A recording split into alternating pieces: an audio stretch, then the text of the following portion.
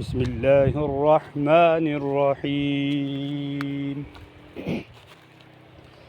أفحسبتم أنما خلقناكم عبثا وأنكم إلينا لا ترجعون. فتعالى الله الملك الحق لا إله إلا هو رب العرش الكريم.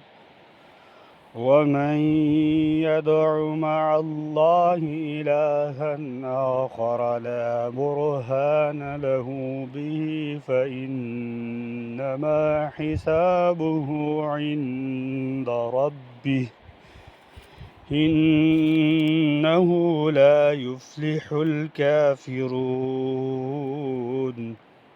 وقل رب اغفر وارحم وأنت خير الراحمين. صدق الله العظيم.